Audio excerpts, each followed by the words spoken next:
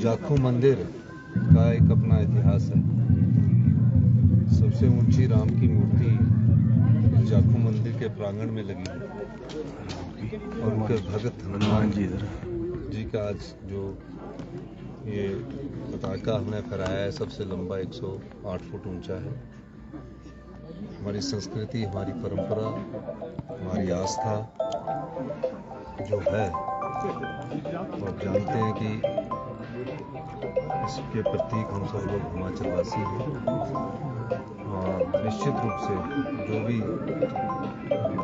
हमें भगवान राम के दिखाए हुए आदर्श उन पर चलने की कोशिश भी करते हैं। यहाँ कुछ लोगों ने कहा था कि भगवान राम की मूर्ति भी लगाई जाएगी और सरकार भी सहयोग करेगी। इसमें भगवान राम की मूर्ति के संदर्भ में भी मैंने दिशा निर्देश तो दिए हैं, लेकिन थोड़ा सा अभी इसमें प्रॉब्लम है कि FCA की प्रॉब्लम आ रही है, फॉरेस्ट की प्रॉब्लम आ रही है।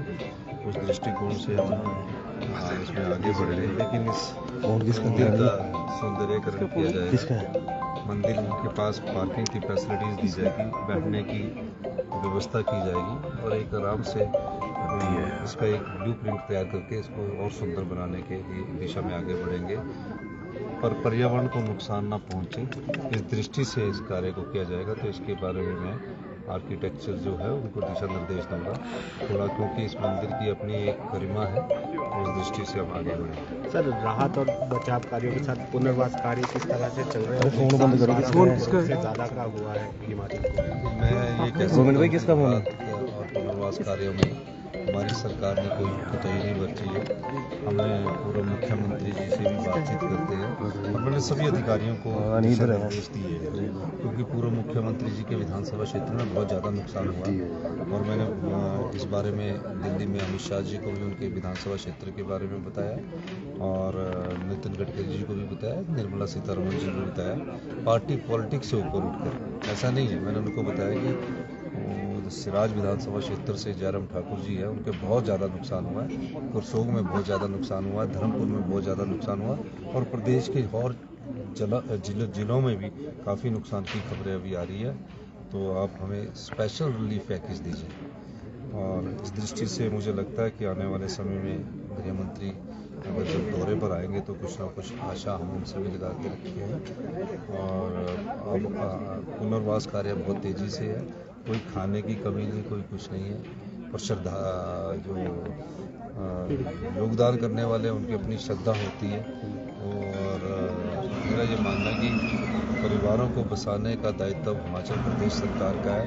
सरकार घर बनाने के लिए तो पैसे दे सकती है, लेकिन वन भूमि की जो परमिशन उसके लिए सरकार अनुमोदित कर सकती है, लेकिन उसको अलॉट नहीं कर सकती। अगर वन भूमि के अलावा कहीं भी सरकारी भूमि मिलेगी, हमारी सरकार उन आपदा प्रभावित परिवारों के लिए जगह उपलब्ध करवाएगी, पर वो वन भूमि नहीं होनी चाहिए। और जो भी पशु गया है, मकान गया है, हमारा घर के अंदर के बर्तन गए हैं, कोई पढ़ाई का बच्चों का जो नुकसान हुआ, सब दृष्टिकोण से हम आने वाले समय में एक आपदा राहत पैकेज अपने संसाधनों से लेकर आएंगे, जो हमारे सीमित संसाधन हैं, और उन परिवारों को बसाने का कार्य हम शुरू करेंगे।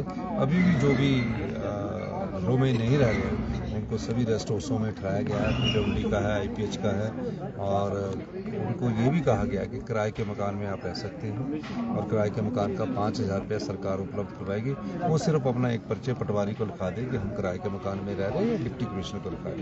तो अभी तो निश्चित रूप से बरसात के कुछ ही 3-4 हफ्ते हुए हैं, अभी बरसात, अभी अगस्त का महीना भी है, तो सभी पहलुओं को देखते हुए सबसे पहली प्राथमिकता हमारी है कि सड़कें बंद ना हो और जो बागवान की फसल है वो बगीचों में ना रहे और मंडियों तक पहुंचे।